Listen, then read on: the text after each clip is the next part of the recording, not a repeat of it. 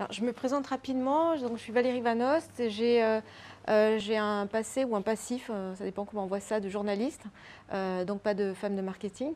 Mais j'ai été amenée à travailler en agence, donc aussi à avoir cette approche plus marketing. Et donc, j'ai décidé il y a 5 ans de monter une agence éditoriale pour travailler plus sur le content marketing, sachant que le mot, enfin, on en parlera, est peut-être un petit peu flou pour vous, je ne sais pas exactement, donc c'est quelque chose qu'on va aborder. J'interviens aussi sur un master online sur la création de magazines de marque, sur un projet de création de magazines de marque. Et j'ai eu le plaisir d'avoir un très beau projet présenté dernièrement, donc c'était vraiment très agréable. Juste peut-être, comme on n'est pas très nombreux, peut-être juste me dire quelles sont un peu vos attentes par rapport au content marketing, parce que c'est vrai que c'est un terme qui recouvre plein de choses. Et je ne sais pas exactement quelles sont vos attentes, sachant que l'objectif du workshop, c'est un petit peu d'aborder les grandes lignes, de vous approprier quelques méthodologies de content marketing, et puis de voir en fonction de vos projets s'il y a des questions.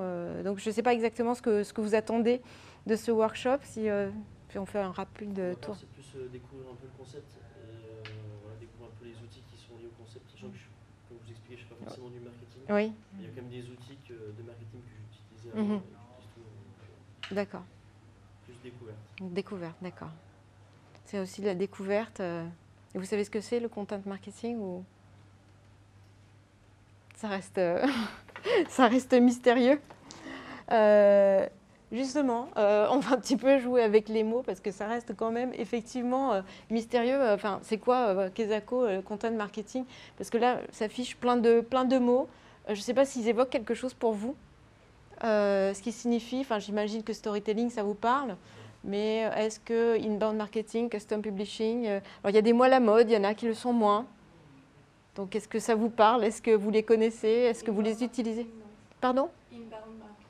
En fait, l'inbound marketing, alors ça existe depuis 2-3 ans en gros. C'est comment se positionner par rapport au marketing traditionnel, qui est plutôt sur la publicité et les techniques promotionnelles. L'inbound marketing, c'est faire venir les clients et prospects directement vous voir sans aller les chercher avec des techniques de pub et promotionnelles. Donc ça utilise en fait tout ce qui est bonsoir, tout ce qui est content marketing. Référencement, SEO, et puis tout ce qui est génération de leads, etc. En fait, l'inbound marketing, en gros, ça utilise énormément de techniques du content marketing. Donc voilà. Après, il y a des termes qui sont plus à la mode du tout, qui sont plus publi-rédactionnels, par exemple, qui est du contenu, vous savez, c'est du contenu d'une marque qui est présenté comme le contenu d'un journal, qui est plus du tout à la mode, puisque maintenant, on parle de native advertising, mais finalement, au fond, c'est un petit peu la même chose. Mais le custom publishing, par exemple, vous savez ce que c'est? Publication personnalisée. Non, en fait, quand vous lisez Air France Madame ou Air France Magazine dans l'avion, voilà, c'est du custom publishing. Si vous avez lu le journal de Carrefour ou d'autres journaux de marque comme ça qui sont distribués gratuitement pour la plupart du temps, c'est du custom publishing, le journal de Benetton. Tout ça pour dire que finalement, le content marketing, on en parle depuis 3-4 ans, 5 ans peut-être. Mais finalement, ça existe depuis très très longtemps. Et d'ailleurs, pour être très précis, ça existe depuis 1900, qui est la date finalement à laquelle on date la naissance du content marketing, qui est finalement la naissance du guide Michelin, qui est la première manière dont une marque s'est appropriée du contenu. Donc finalement, on parle de content marketing, il y a plein de buzzwords, mais finalement, ça existe depuis assez longtemps. Parce que ça fait très longtemps que vous lisez peut-être Air France Magazine, ça fait peut-être très longtemps que vous lisez les guides Michelin, donc tout ça existe depuis longtemps et ça a créé ce qu'on appelle un content shock. Alors c'est un mot encore plus récent. En fait, en gros, le contenu change un petit peu, change un peu les modèles économiques. C'est-à-dire que finalement, les entreprises deviennent des médias en produisant du contenu. Et les médias se retrouvent à vendre du contenu via leur magazine, donc du contenu payant, mais finalement sont en concurrence directe avec les marques. C'est-à-dire vous avez énormément de marques de cosmétiques qui produisent du contenu, des conseils autour des soins, des conseils pratiques, et finalement le magazine Votre Beauté, qui est vraiment sur ce sujet-là, et en concurrence complète avec des marques de cosmétiques. Donc ça change complètement l'écosystème et finalement la notion de concurrence que vous utilisez en marketing n'est plus vraiment la même sur le content marketing. Oui, pardon. Juste rapidement, avant de rentrer plus dans le vif du sujet, vous parliez de l'agence éditoriale que vous avez montée. Vous pouvez nous donner le nom de cette agence? VVO & Co. Et vous travaillez principalement avec des annonceurs ou avec des agences? Des annonceurs, plutôt avec des annonceurs, et puis un petit peu avec des agences en partenariat avec souvent des agences de développement web qui ne font pas de contenu. Je voulais juste peut-être faire quand même un focus sur le content marketing en lui-même, parce que finalement tous ces mots-là sont liés au content marketing. Alors moi je vais dire marketing de contenu ou contenu de marque parce que j'ai un mauvais accent anglais, et puis finalement ça sera beaucoup plus simple. Le content marketing, en fait, en gros, c'est une marque devient un média. Donc effectivement, c'est né en 1900 avec le guide Michelin, mais avec l'avènement du digital, les marques créent des blogs, sont présentes sur les réseaux sociaux. Donc finalement, le content marketing est devenu plus courant et les marques se positionnent vraiment comme des médias depuis quelques temps. Après, la définition plus marketing, on va dire qu'en gros, c'est le content marketing, c'est mettre au sein de son mix marketing de la production de contenu. Je voulais juste faire peut-être juste une petite différence entre brand content et content marketing. Alors, il y a plein de gourous de la publicité, du content marketing, du journalisme même, qui à un moment bataillé par tribune interposée dans Stratégie pour dire oui, mais le brand content et la publicité, est-ce que c'est la même chose? Non, le brand content, c'est de la publicité intelligente, ce qui rendait fou les publicitaires, etc. Et puis maintenant, on parle plus de content marketing.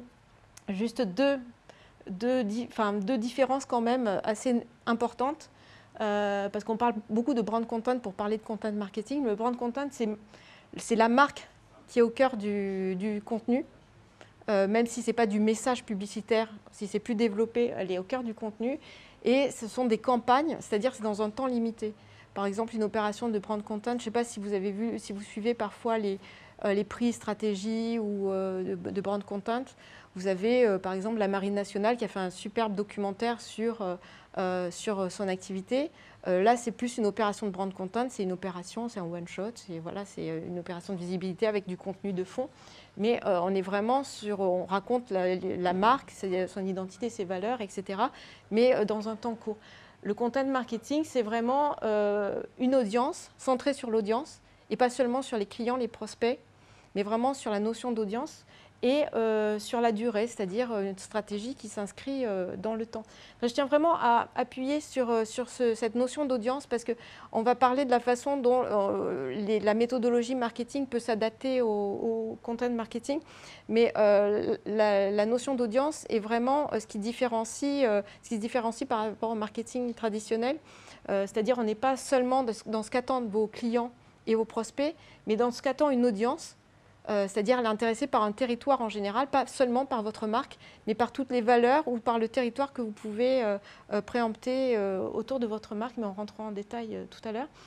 Et dans la durée, parce que si vous ouvrez un blog, par exemple, il faut que ça s'inscrive dans la durée, il faut qu'il y ait une régularité. Vous êtes un média, donc vous ne faites pas un numéro par an, vous avez une vraie régularité dans le temps.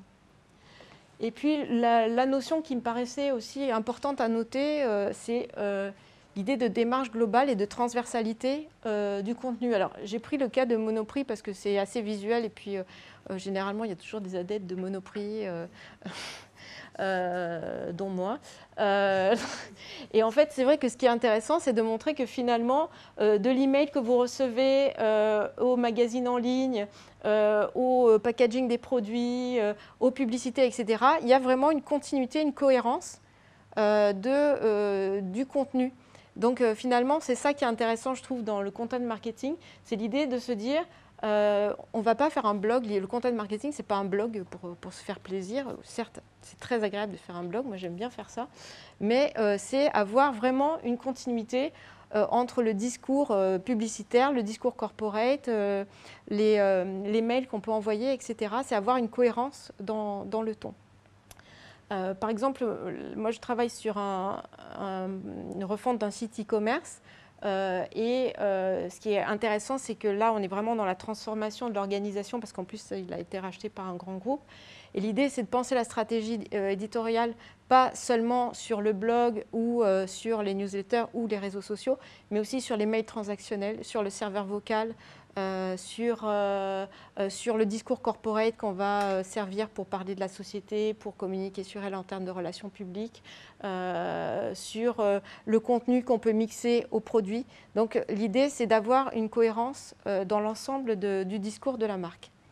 Et c'est ça qui est le plus intéressant dans le content marketing, même si malgré tout les entreprises sont encore assez peu matures sur ce sujet-là. C'est-à-dire on a tendance à penser que le content marketing finalement ça va être un magazine ou un blog. Et puis finalement on se rend compte que il faut aller un petit peu plus loin pour que tout ça ait une cohérence.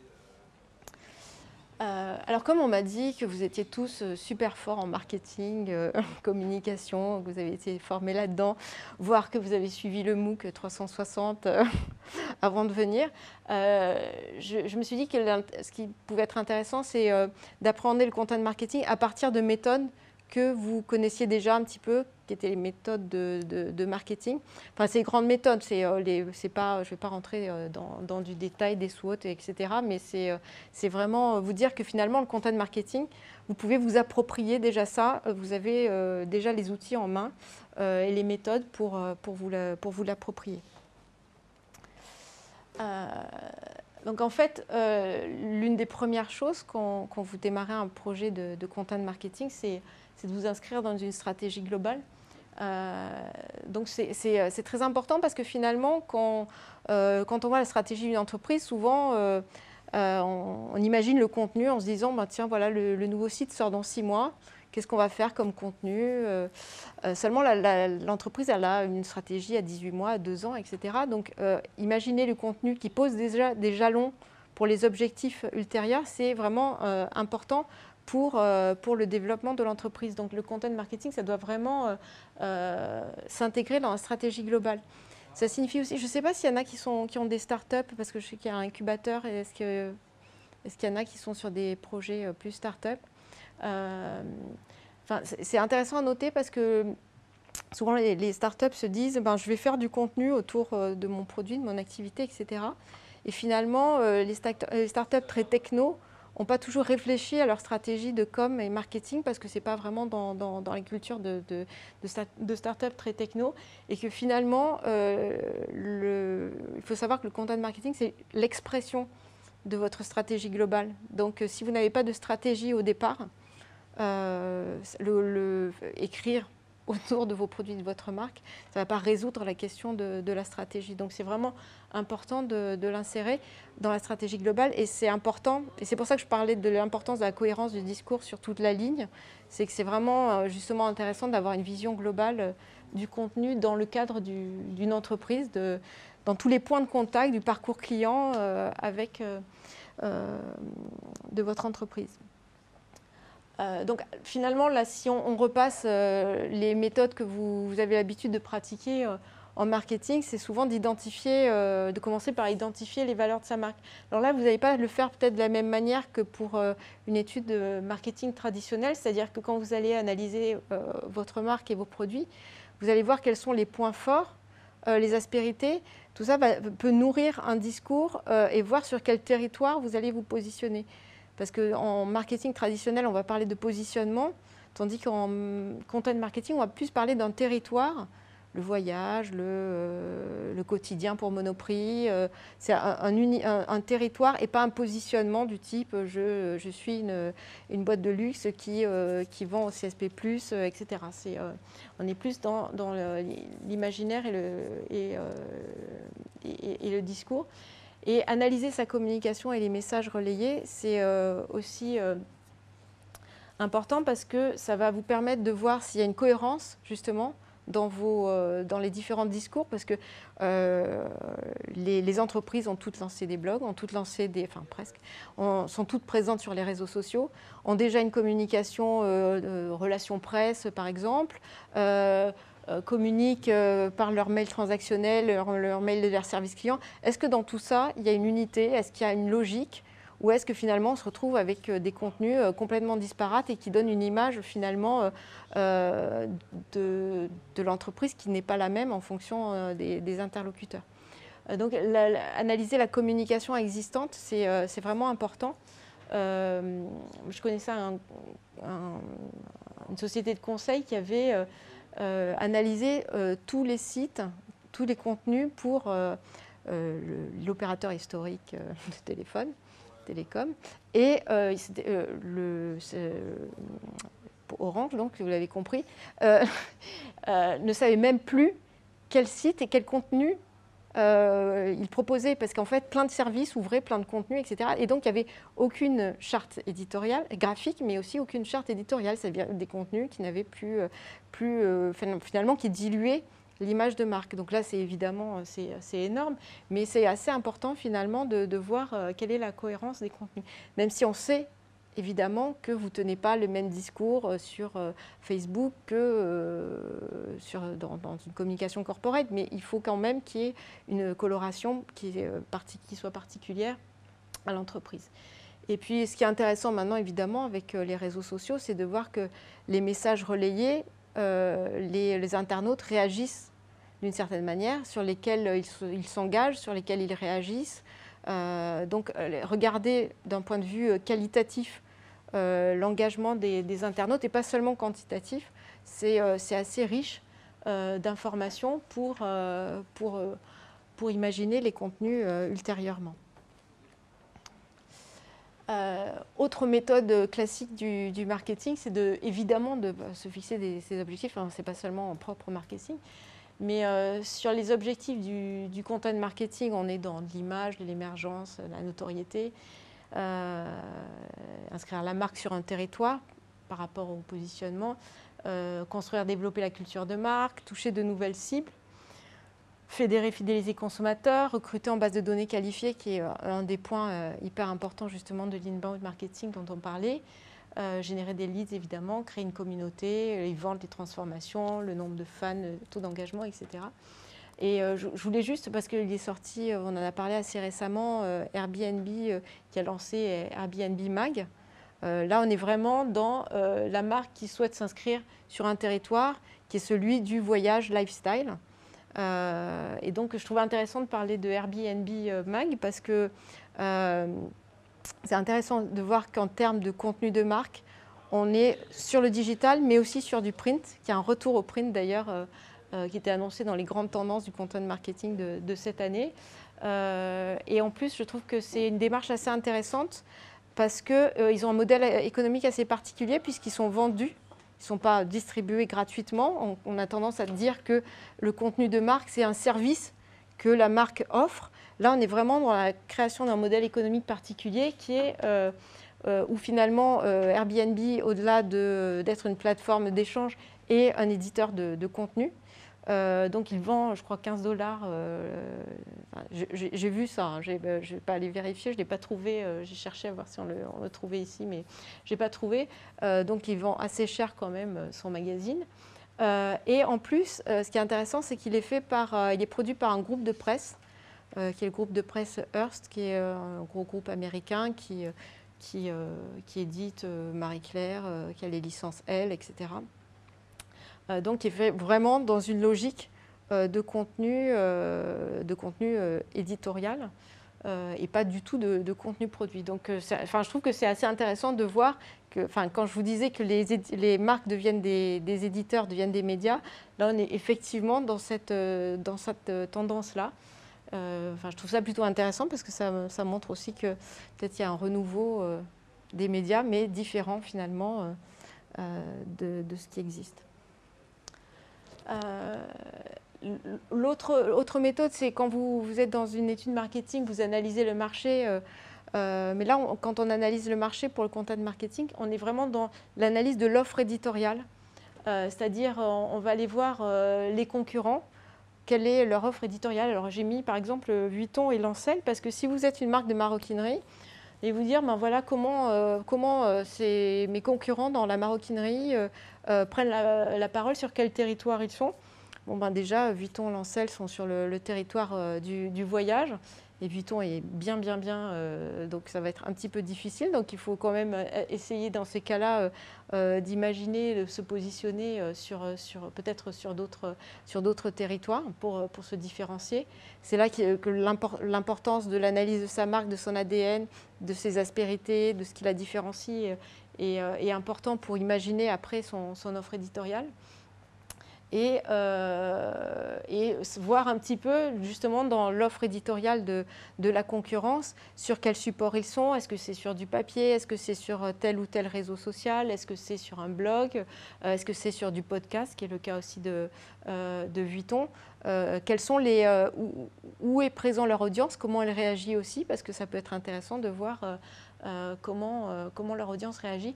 Et ce qui est vraiment très important, je trouve, dans l'analyse du marché, de la concurrence, c'est ce que je disais au départ par rapport à la notion de concurrence qui est complètement différente sur le contenu de marque. C'est que finalement, quand vous avez une marque lambda, vous allez chercher ce que fait votre concurrent direct dans le même secteur d'activité. Mais ce qui est intéressant, c'est comme vous allez parler d'un territoire, là le voyage par exemple, ce qui est intéressant, c'est d'aller voir ce que font d'autres acteurs sur ce secteur-là, parce que finalement, j'insistais tout à l'heure sur la notion d'audience. Ce que vous allez chercher, c'est une audience qui s'intéresse au voyage. Donc, ce n'est pas une audience qui s'intéresse automatiquement à vos sacs, à vos valises Vuitton, etc., mais qui s'intéresse à un territoire. Donc, c'est là que c'est important d'avoir la notion d'audience et de ne pas seulement se cantonner à regarder ce que font les concurrents directs. Juste un exemple, je vais vous montrer tout à l'heure des exemples de chartes éditoriales. Je travaille en ce moment pour Mister Auto pièces détachées. C'est extrêmement sexy comme sujet, beaucoup plus sexy que Vuitton. Mais en fait, ce qui était intéressant, c'était pas seulement quand on a fait le benchmark, c'était pas seulement de regarder les sites de pièces détachées que je connais maintenant par cœur, Oscaro, etc. Je suis incollable, mais aussi d'aller voir d'autres secteurs qui apportaient un contenu autour de la notion de service, parce que la pièce détachée en automobile, c'est quelque chose d'extrêmement compliqué à gérer si on veut soi-même changer une pièce détachée de sa voiture. Et en fait, comment on accompagne dans le site e-commerce les personnes pour qu'elles choisissent la bonne pièce, qu'elles sachent comment la monter, etc. Donc on est allé voir ce que faisaient des marques dans le bricolage, dans le jardinage, etc., qui sont des marques où il y a énormément de contenu pédagogique. Et donc voir comment on pouvait trouver des idées, trouver des choses qui pouvaient finalement être utilisées d'une autre manière sur l'univers de la pièce détachée. Ou d'aller voir le secteur de la photo, parce que la photo aussi, ce sont des techniques assez compliquées, etc. L'achat de matériel photo est parfois compliqué. Donc comment ces sites-là accompagnent leurs utilisateurs pour choisir leurs produits. Donc finalement, c'est intéressant vraiment d'aller voir des univers différents. Decathlon qui donne énormément de conseils sur l'achat de produits pour les pros. Donc voilà, donc l'univers de concurrence, c'est quelque chose qui n'a pas la même notion de l'univers de concurrence en marketing plus traditionnel. Donc c'est vrai que cette analyse, ça permet de vraiment voir les menaces et les opportunités par rapport à votre concurrence directe, mais aussi de trouver vraiment des façons un peu différentes de traiter votre sujet. Donc j'insiste sur l'audience parce qu'en marketing, quand on va parler de cible, de prospects, de clients, mais pas automatiquement d'audience. Là, l'idée, c'est de l'audience au sens média du terme. C'est-à-dire, c'est vrai que souvent, dans les indicateurs de performance que vous allez fixer au départ, souvent, il va y avoir une question d'audience de votre site, de calcul d'audience. Donc, il va falloir déterminer l'audience en sachant qui est votre public, qui n'est pas seulement vos prospects et vos clients. Quelles sont ses habitudes, ses besoins, ses centres d'intérêt. Pampers, ça fait énormément de travail sur le contenu. Et en fait, la marque qui marchait plus très bien depuis quelques années, a bondi en termes de chiffre d'affaires. Et là, c'est en fin d'année, je crois, où au début de cette année qu'ils ont été, dans le cadre d'une étude, ils ont été premiers dans les meilleures démarches, dans les meilleures expériences utilisateurs. Et en fait, ils se sont dit, quand je vais parler de couches, est-ce que je parle technique avec le pipi qui déborde dans la nuit? Bon. Ou est-ce que finalement, quelles sont les habitudes, les besoins, les centres d'intérêt des personnes qui achètent les couches? C'est finalement d'avoir énormément de conseils. Et puis sur Internet, c'est vrai que c'est un des secteurs, les questions de forum maman, c'est un des secteurs qui fonctionne le mieux. Qu'est-ce que moi je peux leur apporter pour les rassurer, les accompagner et aller finalement au-delà de la couche bébé, c'est-à-dire il y a énormément de conseils de nutrition, etc. Et finalement, ils ont réussi à générer une véritable expérience client à travers le contenu et donc finalement à refaire partir le chiffre d'affaires de Pampers qui a remonté suite à tout ce travail finalement de contenu. Donc vraiment l'idée c'est d'aller chercher ce qui intéresse votre audience et pas seulement votre client final. Je voulais juste signaler le travail fait dans le master online chez Alexandra qui en fait partie. Donc dans la création d'un magazine, ils ont travaillé sur un projet Adidas, le partenariat Adidas avec la Fondation Parler sur la défense des océans. Et c'est vrai qu'ils ont imaginé tout le contenu en fonction d'une audience qui n'est pas automatiquement, même si évidemment derrière il y a tout ça, mais qui n'est pas automatiquement la cible Adidas, mais une audience qui est intéressée par les problématiques environnementales. Donc c'est aller vraiment au-delà de son produit pour parler, pour aller vraiment sur un territoire et intéresser cette audience-là, qui évidemment au final l'objectif c'est quand même de l'intéresser pour aller vendre ses produits. Mais c'est de l'intéresser plus largement et finalement séduire des...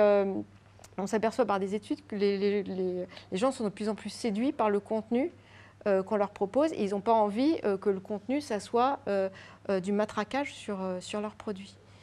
Et, je peux me permettre de montrer le projet qui a été réalisé par curiosité, si vous le voulez bien. Non, mais c'est parce que vraiment, comme c'était très très bien... C'est un fake, hein, ça n'a pas été demandé par Adidas. Il paraît qu'il y a beaucoup d'étudiants en fait, qui travaillent sur des projets et au final ça fait le buzz de la marque et de la nouvelle paire de chaussures sur laquelle ils voulaient communiquer. Mais en fait, Adidas est donc impliqué avec la Fondation Parler sur la protection des océans et a créé des produits à base de plastique, si je me souviens bien, plastique recyclé. Et donc, évidemment, il y a énormément de stars qui sont associées, des stars de Vivienne Westwood à des stars un peu plus jeunes, on va dire, et dont j'ai oublié les noms, parce que voilà, je connais mieux peut-être Vivienne. Des designers, etc. Stella McCartney, etc. Donc, c'était finalement créer toute une communauté de personnes qui sont sensibles aux questions de développement durable et leur proposer des contenus qui soient en phase avec ces centres d'intérêt. Donc voilà, je pense que ça résume aussi l'idée d'audience, c'est répondre aux centres d'intérêt. Il y a une définition du content marketing qui est donnée, je ne sais pas si vous connaissez Daniel Beau, qui est le pape du content marketing en France, qui a écrit des livres sur le brand content et qui dit, en fait, l'objet du content marketing, c'est de produire un contenu intéressant et pas intéressé. Donc, c'est un produit qui intéresse votre audience et pas qui est intéressé pour vendre votre marchandise, en gros. Je suis désolée, j'enlève...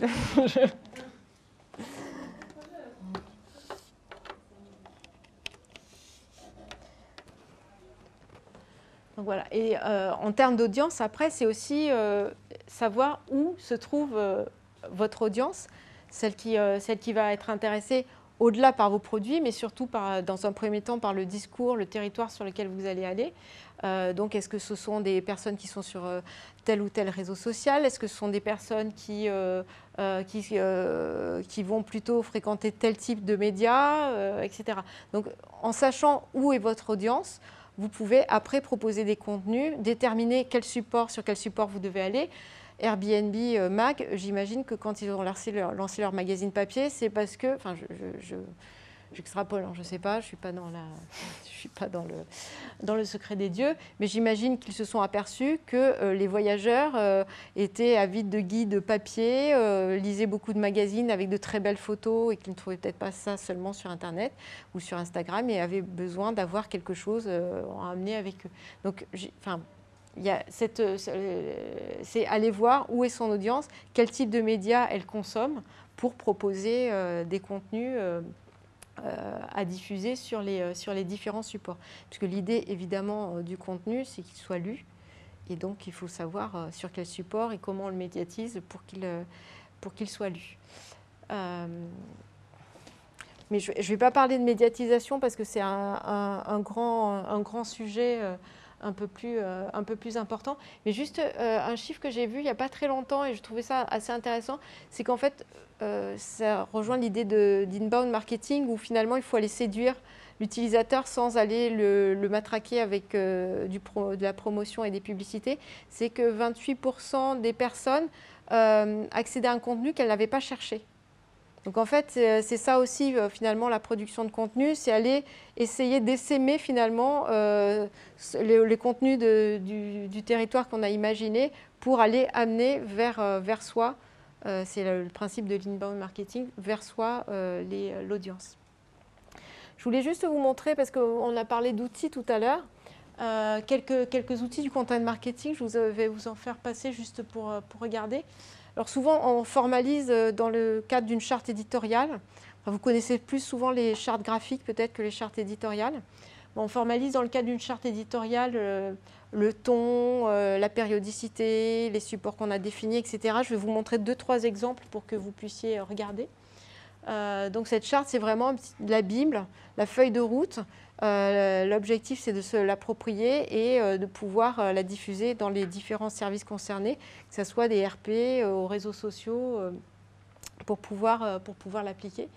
Les plannings de diffusion qui sont liés aux supports sur lesquels vous diffusez, c'est-à-dire quand vous imaginez un contenu qui est fait pour votre blog, à quel moment vous le diffusez sur Instagram, si vous êtes sur Instagram, sur Twitter, sur Facebook, est-ce que c'est lié à un événement, est-ce que s'il y a une opération de relations publiques, il vaut mieux peut-être le diffuser avant aux journalistes parce que les journalistes sont extrêmement susceptibles et n'ont pas envie du tout de recevoir l'information après tout le monde. Donc voilà, le planning, c'est gérer finalement l'information auprès des différents supports. Et puis, je vous passe quelques exemples pour que vous puissiez regarder de planning de diffusion et de charte éditoriale. Et les comités de pilotage, ou les comités éditoriaux, c'est un petit peu, ça a inspiré en fait des méthodes de conférences de rédaction des médias, où l'idée c'est de faire un point sur les contenus qui sont produits, imaginer les contenus et les planifier des semaines ou des mois à venir, faire un point sur l'audience aussi, parce que c'est ce dont on n'a pas du tout parlé, c'est quand même le retour sur investissement, le suivi des indicateurs de performance. C'est quelque chose qui est encore un petit peu difficile à faire entendre auprès des entreprises parce que le retour, le ROI du contenu est quand même parfois difficile vraiment à évaluer. On va parler de taux d'engagement, d'audience, on va parler aussi de positionnement, de ranking en termes de référencement, mais c'est quelque chose qui est encore un petit peu difficile à évaluer. Et puis évidemment, les outils du content marketing aussi, sont les techniques journalistiques et de production de contenu. Pendant que je fais passer là, les exemples de chartes éditoriales et de planning, est-ce qu'il y a des questions sur cette partie-là? Peut-être on discutera à la fin, plus on a le bout de votre propos. Pardon? Peut-être vaut mieux qu'on discute à la fin et qu'on ouvre le propos. Comme vous voulez, c'est juste pour savoir s'il y avait des choses qui étaient claires, pas claires, si... Moi, je trouve assez surprenant que vous différenciez la brand content du content marketing, au contraire en fait. Mais du coup, c'est hyper... Pourquoi? Enfin, qu'est-ce qui vous étonne? nous, nous, on travaille dans une agence de communication digitale. Et quand on envisage la communication d'une marque, justement, tout est vraiment très lié. Et ce que vous avez montré sur Monoprix, pour moi, c'est du branding aussi. Oui. Enfin, ça ne se limite pas à une campagne. Et une campagne, aujourd'hui, on la fait plus sans aller regarder l'audience et aller chercher même vachement profondément dans la data, dans les conversations, dans la perception de l'audience et les territoires justement d'expression qu'ils ont déjà investis pour aller trouver des points communs avec notre ADN et ensuite faire une communication qui ne soit pas juste sur du produit. Du coup, séparer les deux. Séparer brand content et content marketing? Non, je le sais pas. La brand content, c'est un élément du content marketing. Ah oui, non, mais ça, je suis d'accord. Pour moi, le content marketing, disons que c'est un petit peu c'est l'aspect transversal du contenu. Et le brand content, ben, c'est comme la publicité, comme les RP, comme enfin voilà, c'est un des outils du contenu de marque. Mais pour moi, le content marketing, enfin, je ne suis pas la seule à le dire. C'est vraiment la stratégie éditoriale, c'est le garant de la cohérence en fait qu'on a établie sur l'ensemble du discours. Parce que justement derrière ensuite, quand on fait des campagnes, se poser la question de où est-ce qu'on place le curseur entre je donne aux gens ce qu'ils ont envie d'entendre et je reste authentique par rapport à ce que je suis. Ah oui. Qui peut mener à des campagnes comme l'exemple de Pepsi, le plus récent là, qui s'est mortellement demandé avec Kendall Jenner en voulant justement donner aux gens ce qu'ils avaient envie. Oui, oui, ça c'est toujours l'équilibre à trouver entre est-ce que je vais chercher à tout prix à prendre de l'audience en servant, c'est un peu le nivellement par le bas, hein, mais c'est un problème qui est celui des médias en général. Si on essaie d'aller chercher à tout prix de l'audience, la marque elle se dilue finalement. Donc il faut arriver à trouver l'équilibre entre ma marque, elle a un ton, elle a un ADN, elle a un positionnement. Donc, effectivement, il faut quand même que je reste. Enfin, c'est une question éthique finalement de la marque. Il faut... Oui, donc, mais c'est vrai qu'il y a eu un travers à un moment, notamment dans les médias, quand beaucoup de médias ont commencé à se lancer en ligne, à finalement perdre la substance de la ligne éditoriale des médias pour aller chercher, enfin, des sujets qui n'avaient rien à voir avec la ligne éditoriale. Enfin, je sais pour avoir été au début de certains médias en ligne où on avait des contraintes parfois d'audience qui n'étaient plus en rapport avec la ligne éditoriale. Du coup, ouais, c'est pour ça que oui. Non, mais pour moi, c'est important. La ligne éditoriale, effectivement, il y a la question des centres d'intérêt de l'audience, mais la marque ne va pas aller se fourvoyer pour attraper à tout prix de l'audience. Mais il faut quand même qu'elle trouve cette audience et qu'elle essaie de trouver en fait, le juste équilibre entre les centres d'intérêt de son audience et le respect de son ADN et de ce qu'elle est. C'est un peu le problème parfois de l'opportunisme en termes de contenu. C'est-à-dire il y a plein de marques qui vont se dire ah tiens, voilà, tel format, c'est à la mode en ce moment, donc il faut y aller. Non, il faut y aller, ça ne sert à rien parce qu'il faut aller sur Facebook, il faut aller sur Twitter, il faut aller sur Instagram. Quand on ne tient pas, parce qu'on n'a pas, finalement, on n'a pas une ligne et on n'a pas les moyens aussi pour entretenir tous ces supports, ça n'a pas d'intérêt. Donc il faut et se dépêcher de saisir les opportunités parce que tel format est à la mode, pour moi c'est contre-productif et généralement on va au casse-pied. Complètement. Donc, comme après je voulais juste l'idée c'est pas de dire on va se former vite aux techniques journalistiques. Je voulais faire juste un petit jeu. Un petit quiz en fait pour voir si vous parlez le journalisme qui est un peu le langage qu'on doit utiliser si on veut faire du contenu rédactionnel. Je parle de contenu éditorial, c'est pas du contenu produit mais du contenu éditorial, faire des articles par exemple qui tournent autour du territoire que vous avez défini. Donc j'espère que vous allez vous amuser à participer à ce... Alors, pour vous, la conférence de rédaction, est-ce qu'elle permet de réunir les journalistes pour parler de l'organisation de la rédaction, valider les articles ou définir le sommaire du journal? C'est un peu comme le comité éditorial. Hein. Organisation de la rédaction non, c'est plutôt pour définir le sommaire du journal. Parce que normalement, l'organisation est déjà mise en place et le comité éditorial ou la conférence de rédaction, c'est le moment où on va déterminer ensemble quels sont les contenus qu'on va mettre dans son blog, dans son magazine, etc. Et par contre, la validation des articles, c'est autre chose, ça se fait en dehors du comité éditorial. Bon.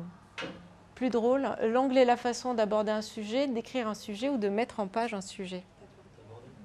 D'aborder. Donc tout le monde sait ce que c'est un angle éditorial. Oui, c'est la façon dont vous allez, sur quoi vous allez faire le zoom, c'est-à-dire sur un même événement, vous n'avez jamais le même traitement de l'information. Je caricature, mais si vous êtes au Figaro ou à l'Humanité, vous n'allez pas traiter de la même manière l'élection d'Emmanuel Macron. Enfin, c'est caricatural, mais c'est une façon d'expliquer l'angle. Un article placé en réserve, est-ce qu'il est mis dans le chemin de fer, dans les pages froides ou au marbre? Pardon? Alors, au marbre. Alors, le chemin de fer, est-ce que vous savez ce que c'est? C'est pas un truc à voir avec la mise en page, ça? Oui. La production d'impression? En fait, le marbre, ça date de je ne sais pas quelle période. C'était le support sur lequel on découpait les articles encore à la main. Donc, c'est plus vraiment... je ne sais pas si quelqu'un l'a connu ici, je ne crois pas. Donc, en fait, le marbre, c'est une expression qui est restée. C'est pour dire, on met au marbre, c'est un article qu'on n'a pas utilisé tout de suite et qu'on garde pour une autre fois, voire pour jamais. Le chemin de fer, je ne sais pas si vous savez ce que c'est. C'est le découpage du journal, c'est-à-dire vous avez le sommaire, les papiers d'ouverture, les petits papiers de fin, l'astro à la fin, etc. Donc c'est le déroulé du journal. Et on parle toujours de ça, même parfois sur les blogs, alors qu'il n'y a pas de linéarité sur Internet, alors que dans la presse magazine, il y en a une. Et les pages froides, c'est pour différencier, je ne sais pas si vous savez la différence entre contenu froid et contenu chaud. Il n'est pas inscrit dans une temporalité. Le contenu chaud, c'est ce qui se passe maintenant. Vous avez un événement qui se passe sur lequel votre marque doit réagir. Là, vous êtes dans le contenu chaud. Le contenu froid, ça va être du contenu conseil que vous pouvez prévoir en amont. Donc voilà. Donc l'équilibre en termes d'organisation de votre contenu, c'est de faire en amont, de travailler en amont les contenus froids pour pouvoir être en capacité de réagir sur les contenus chauds, surtout si vous êtes lié à des communications de crise, par exemple. Si vous êtes dans la cosmétique en ce moment, par rapport à ce qui se passe, ce qui a été publié sur 60 millions de consommateurs, je pense qu'il y a des sujets un peu chauds en ce moment à gérer. Et donc, il vaut mieux mettre ses capacités de production sur ces contenus-là. Un sujet traité de manière cyclique, comme le spécial immobilier, d'un hebdomadaire, le cadeau de Noël, le spécial maigrir, le spécial placement, etc. Ça s'appelle un marbrier, un marronnier ou un cerisier? Un marronnier. Et honnêtement, j'aurais dû chercher, mais je ne sais pas d'où ça vient. La prochaine fois, je chercherai parce que tout à coup, je me dis que si on me pose la question, j'aurai un peu l'air bête. Donc voilà. Le calibrage. Pour vous, qu'est-ce que c'est? Est-ce que c'est l'estimation de la longueur d'un article, l'angle d'attaque d'un sujet, l'étape avant le bon à tirer? La longueur, oui. Alors souvent, on parle en mots, en signes. Généralement, dans la presse, on parle d'un feuillet, 1500 signes, pour parler de la quantité d'un article. On dit un feuillet, 2 feuillets, etc. Ou le calibrage, ça peut être aussi une vidéo, 30 secondes, 45, etc. Donc c'est vraiment le format du contenu. Une faute typographique, en jargon journalistique, ça s'appelle un ours, une chute ou une coquille? Une coquille, oui. Enfin, souvent, c'est une charmante façon de dire qu'il y a de grosses fautes d'orthographe quand on est poli. Non, ça s'appelle une coquille. Un ours, vous savez ce que c'est? Oui, c'est dans un magazine, vous avez la liste de toutes les personnes du journal, et donc ça s'appelle l'ours. Et une chute, Vous savez ce que c'est? Parce que c'est un terme qu'on utilise aussi en rédaction. C'est à la fin d'un article, au début de l'article, vous avez l'attaque, et à la fin de l'article, vous avez la chute. C'est la façon dont il va se terminer. Il faut bien chuter. Bidonner un sujet, est-ce que ça signifie allonger le texte pour que l'article soit plus long, inventer des faits ou mettre de l'humour dans son article? Oui, c'est inventé en fait. Et donc ça, c'est la plus grande honte pour un journaliste. ou même, enfin, j'insiste sur la notion d'éthique quand même, parce qu'on considère que les journalistes doivent avoir une éthique et donc bidonner un article, vu qu'il y a quand même une charte des journalistes. Le journaliste a une déontologie, adhère à une déontologie normalement. Donc là, c'est vraiment une espèce de... Enfin, c'est vraiment la honte suprême, c'est d'avoir bidonné des faits. Mais c'est extrêmement important pour moi, cette notion quand même d'éthique dans la création de contenu pour les marques. J'y pense parce qu'un jour, un comité éditorial, il y a une cliente qui me dit « Oh non, mais c'est pas grave si on ne vérifie pas ça, c'est pas très grave. On pense c'était travailler avec des commerçants, on pense que ce commerçant doit faire ça. » Et moi, j'étais extrêmement choquée parce que ça va de la crédibilité de la marque de vérifier l'information. Ce n'est pas seulement une question de journalisme et de déontologie, mais avoir une information crédible quand on est une marque, c'est extrêmement important parce que si vous voulez être légitime dans votre discours, surtout si vous allez sur un territoire, quand vous allez sur un territoire, vous n'êtes pas, il faut que vous soyez le spécialiste, il faut que vous soyez crédible. Donc, bidonner ou pas vérifier son information, en tout cas, pour moi, ça me paraît une faute extrêmement terrible. Le bouclage, est-ce que ça correspond à la mise en forme définitive d'une page, au rendu de l'article, à la conclusion de l'article? Pardon? La mise en forme? Ah oui, c'est la mise en forme définitive. Le rendu de l'article, c'est censé être un petit peu avant quand même. La titraille, à quoi ça sert? Expliquer l'article, rythmer l'article, vendre l'article. Je ne sais pas d'abord si vous savez ce que c'est la titraille.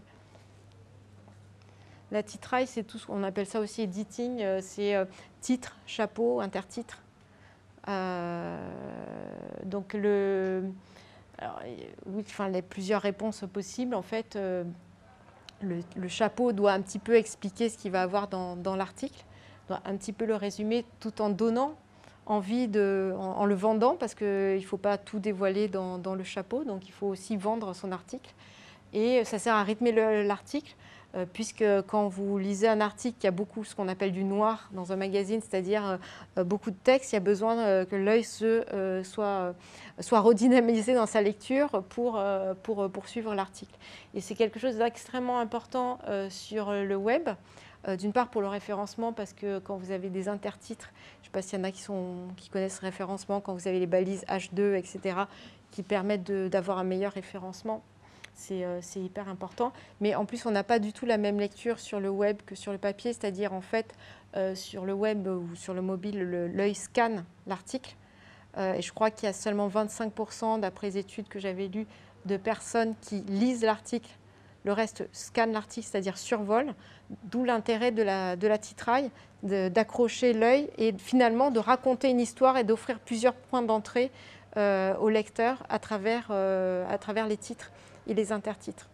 C'est-à-dire il faut qu'il y ait une cohérence entre titre, chapeau et intertitre pour éventuellement, dans le cas d'une lecture zapping qui est plus celle du mobile ou du web, de se dire, bon, cette partie-là, elle ne m'intéresse pas, mais l'intertitre un peu plus bas, finalement, me donne envie de lire. Donc la titraille est essentielle sur le web pour des questions de référencement et d'ergonomie de lecture. Alors le texte d'un article, ça s'appelle le corps, l'édito, le feuillet.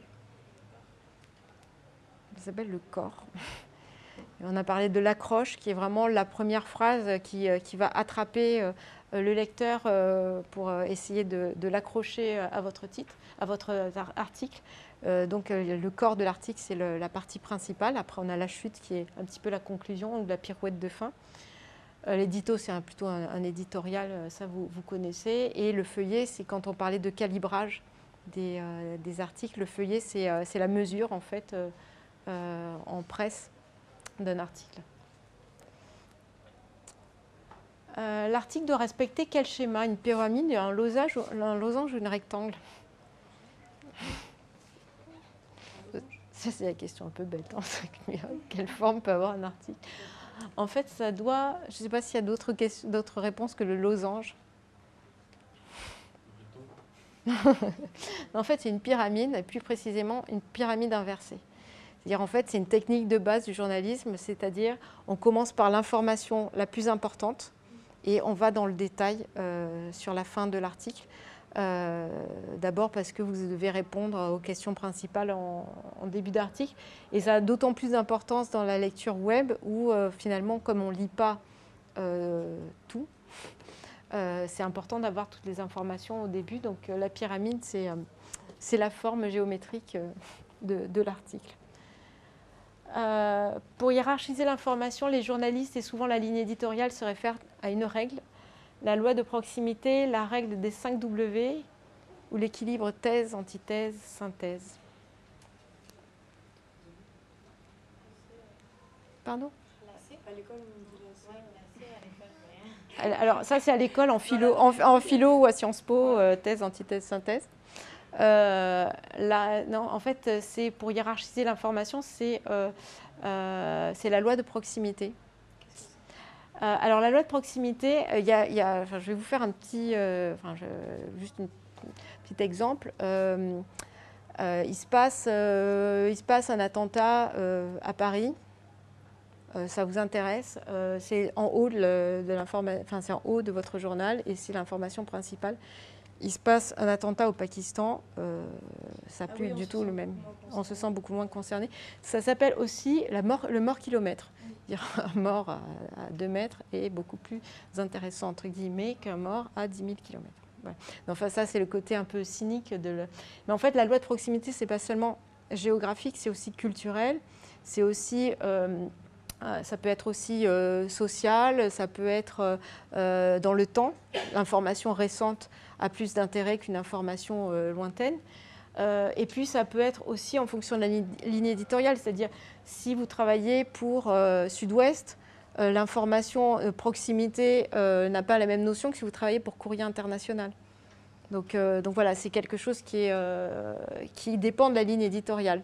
Par rapport à ça, vous avez travaillé pour Elle, oui. Le magazine Elle, justement là, on ne parle pas souvent dans Elle des attentats dans le monde, que ça se fait un petit peu de plus en plus, mais comment vous hiérarchisiez en fait l'information? Comment on hiérarchisait l'information? Alors ça dépendait un petit peu des rubriques. Généralement, c'était par rapport à moi en tant que femme, qu'est-ce qui m'intéresse, qu'est-ce qui me touche. C'était plus par rapport à ça en fait.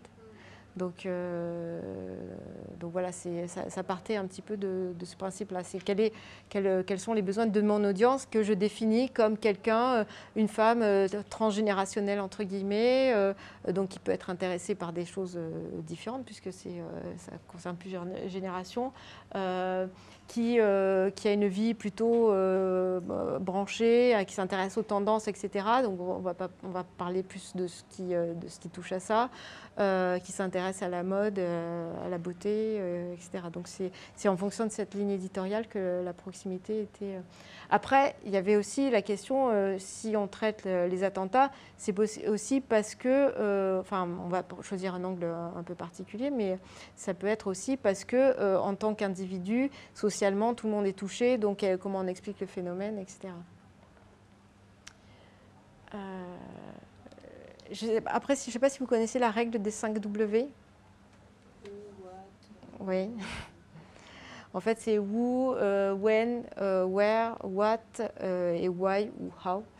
En gros, c'est les gros événements, les grands éléments. Si vous dites il s'est passé un attentat, vous ne donnez pas la date, vous n'avez pas l'information au complet. Donc, c'est avoir les informations au complet, c'est-à-dire qui est concerné, où ça s'est passé, quand... quoi et pourquoi, si dans la mesure du possible, des explications. Alors, vérifier l'information, tout à l'heure je vous parlais du fait de bidonner, qui était vraiment quelque chose de répréhensible. Vérifier l'information, c'est le travail du rédacteur de l'article, du secrétaire de rédaction ou du lecteur.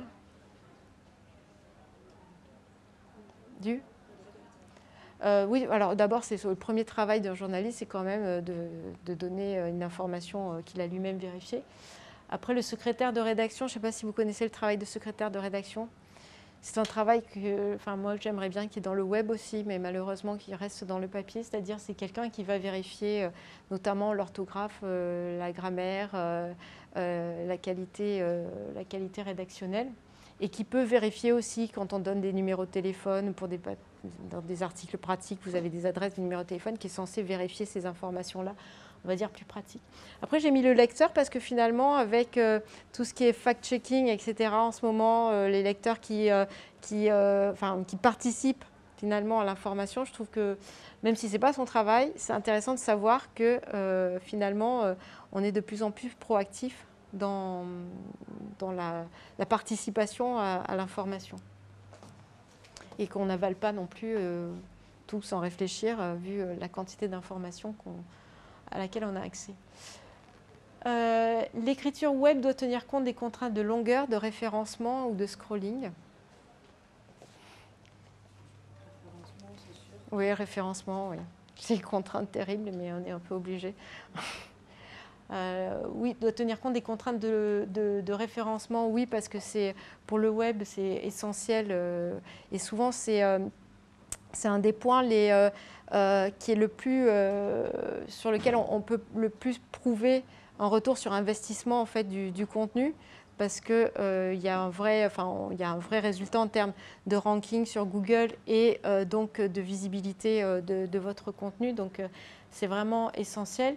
Après, la longueur, ça dépend un petit peu on va dire des supports sur le web, des sites, parce que c'est vrai que la longueur, finalement, à un moment, on disait qu'il faut que les contenus soient courts, on est plus dans une attitude de zapping, etc. Et puis, on s'aperçoit qu'il y a des sites médias ou des sites de marque où la longueur, finalement, n'est pas un frein à la lecture.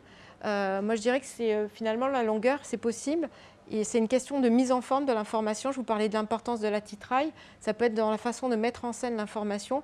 On peut proposer des contenus longs. Ils ne vont peut-être pas être complètement lus, mais avoir plusieurs entrées, avoir plusieurs formats éditoriaux. Et donc, je pense que la longueur, ce n'est pas une contrainte. C'est juste une question de mise en scène. Et le scrolling, finalement, ce sont des...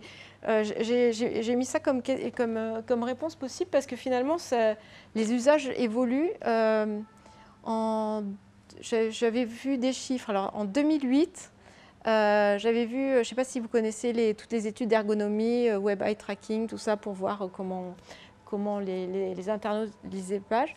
Et il y avait eu une étude qui montrait qu'à l'époque, 2008, donc, 75% des personnes n'allaient pas en dessous de la ligne de flottaison, c'est-à-dire de ce que vous pouvez voir sur leur écran, donc ils ne scrollaient pas.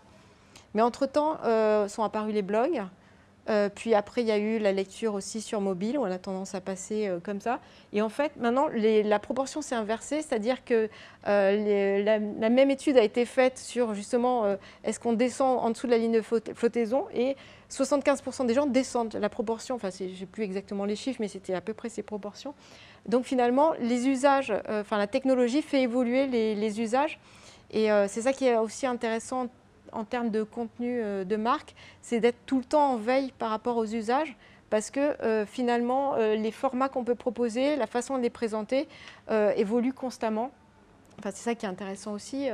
C'est un peu épuisant, je vous l'avoue, mais c'est ça qui est intéressant, de constamment réfléchir aux usages et de voir comment on peut proposer des contenus qui soient lus.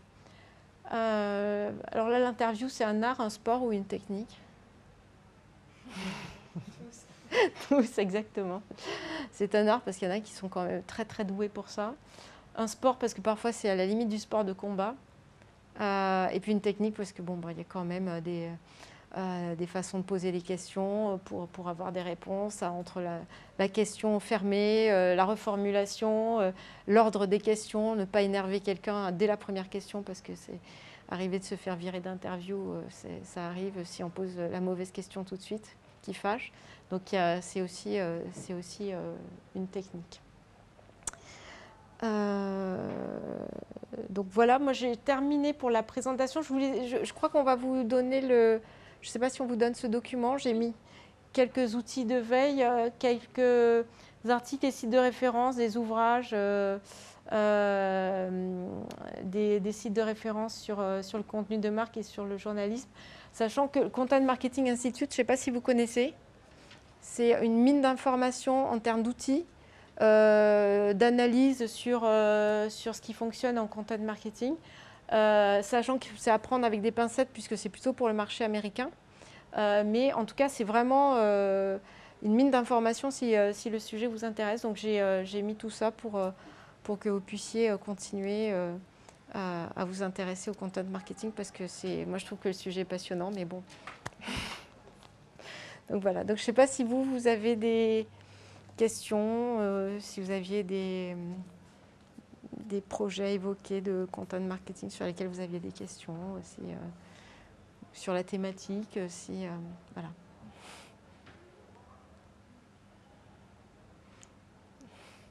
Moi, j'avais un peu en retard la question de l'autre. Mais est-ce que vous avez évoqué l'aspect des ressources en fait, qu'il faut utiliser justement pour mettre en place une telle stratégie pour une marque? Je n'ai pas évoqué la question des ressources, mais c'est vrai que c'est assez important de définir quelles sont les ressources. Alors, je ne sais pas si c'est humaine ou technique ou les deux. C'est un point important parce que quand on met en place une stratégie éditoriale, il faut se dire de quelles ressources je dispose, de quels moyens, parce que si on se dit je vais aller sur tous les réseaux sociaux par exemple et faire de la vidéo, il faut vraiment avoir beaucoup de ressources humaines pour gérer tout ça. Donc quand on définit son plan stratégique, c'est vraiment important de savoir quels sont les moyens qu'on peut mettre en termes de contenu, parce que je pense qu'il vaut mieux définir moins de supports et se dire je vais les actualiser régulièrement plutôt que de vouloir être partout, parce que finalement on n'est nulle part. Donc voilà. Après, les ressources techniques, je ne sais pas quel est l'objet de la question exactement, si c'est par rapport à des outils du type Hootsuite, des choses comme ça. Après, oui, c'est bien de définir en fonction de votre présence social media, par exemple, quelques outils. C'est pour ça que je les ai listés un petit peu. Je n'en ai pas listé beaucoup, mais des outils de gestion de réseaux sociaux. Parce que ça dépend. Enfin, je pense que ce qui est intéressant, c'est de les tester pour voir ce qui correspond. Et puis aussi par rapport à leur actualisation. Parce que j'ai appris, par exemple, que Hootsuite, alors j'ai lu ça récemment, je n'ai pas vérifié l'information parce que ça me paraît assez énorme, ne pourrait plus travailler directement avec LinkedIn d'ici quelques semaines. Donc, c'est une information, j'ai lu ça très vite, je me suis dit que j'allais creuser le sujet, mais voilà, c'est en fonction des réseaux sociaux sur lesquels on va, lesquels sont les plus pertinents, ceux qu'on peut le plus facilement prendre en main, en fonction du nombre de personnes qui les utilisent. Est-ce que, qu'est-ce qu'on prend chez Hootsuite, parce qu'il y a des parties payantes et des parties non payantes, etc. Mais c'est vrai que je ne suis pas rentrée dans le détail des outils. Moi, j'ai une question sur le web eye tracking. Oui. C'est un logiciel? Non, en fait, c'est une méthode d'analyse. En fait, alors je ne sais pas exactement comment ça se passe. Je crois que c'est l'œil qui est filmé au moment où on regarde un site. Et donc, on voit comment l'œil visite le site. Et en fait, on s'aperçoit que l'œil fait un F. Généralement, donc ce qui signifie que on regarde ce qu'il y a sur le côté gauche et deux barres comme ça. Donc voilà. Donc après, ce sont des études ergonomiques et en fait, Pardon ? Il y a le F et puis il y en a un autre que j'ai oublié qui est justement le truc en Z ou je sais pas quoi quand on regarde à plusieurs points. Mais généralement, il y a le F et le Z. Donc, il faut regarder en fonction des sites, mais il y a le F et le Z, effectivement. Donc, c'est l'œil qui est filmé pour voir comment on visite un site. Mais après, ça, c'est une vieille méthode. Mais je sais que je ne connais pas toutes les méthodes du UX design, mais il y a de plus en plus de méthodes utilisées sur l'UX design pour voir quel est le parcours utilisateur, comment la personne navigue sur un site. Et ça c'est vraiment intéressant en termes de contenu aussi, de travailler avec des UX designers pour pour voir un petit peu l'ergonomie du contenu, l'accès au contenu. Après, ça peut être sous forme de groupe test, de choses comme ça. Il y a de plus en plus, finalement, d'A/B testing sur le contenu même, ce qu'il n'y avait pas avant, en fait. Alors qu'avant, c'était plus sur l'ergonomie des pages, d'un point de vue graphique, de présentation de la navigation, etc. Et maintenant, il y a de plus en plus d'A/B testing pour voir comment fonctionnent les contenus. Donc sur des groupes tests, on envoie une newsletter pour voir comment ça fonctionne, sur quel type de mots ils réagissent, etc. Alors si vous le voulez, on peut boire un petit pot ici. Donc je vais préparer tout ça. Comme ça, voilà, si vous souhaitez échanger, on peut rester un petit moment. Et puis en tous les cas, je vous remercie beaucoup Merci à vous. pour l'animation de cet atelier.